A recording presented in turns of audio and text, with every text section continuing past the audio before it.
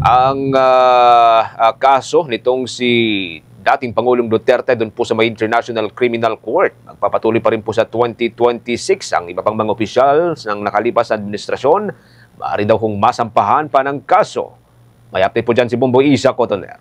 Kumpiyansa si Atty. Maria Cristina Conti, International Criminal Court Assistant to Counsel, na magtutuloy-tuloy na sa susunod na taon ang pagdinig sa kaso ng dating Pangulong Rodrigo Duterte. Ito'y matapos tanggihan ng International Criminal Court ang hiling na interim release ng dating Pangulo. Ayon kay Conti, malinaw sa desisyon ng ICC na walang naging paglabag sa nauna nitong ruling at may sapat na batayan upang manatili sa kustodiya nila si Duterte. Hindi rin umanong kinatigan ng ICC ang argumento ng kampo ng dating Pangulo hinggil sa humanitarian grounds, kabilang ang kanyang edad dahil hindi ito sapat para isaalang-alang ang pagpapalaya. Giit ni Conti, pinatutunayan ang desisyon na may jurisdiksyon ng ICC na imbestigahan ang mga kasong kaugnay ng war on drugs ng nakaraang administrasyon. Umaasa rin siyang may iba pang opisyal mula sa dating administrasyon ang posibleng maaresto. So for the victims, technically, we just go on and we're looking forward to trial. Sa ngayon, hindi pa nagsimula yung trial eh. So the confirmation of charges can resume as soon as he is found fit to stand trial. And the court can schedule that. From my estimation, ako lang yun, ewan ko sa iba.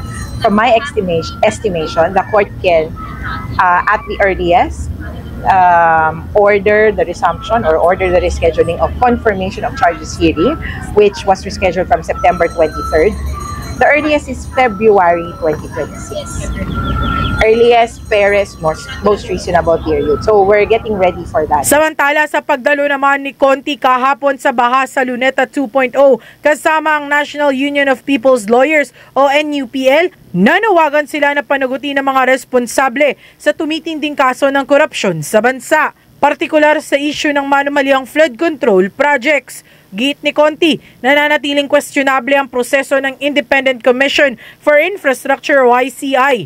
Anya, nakakaalarma na may mga pangalan mula mismo sa administrasyong bumuo sa komisyon ang nadadawit sa issue.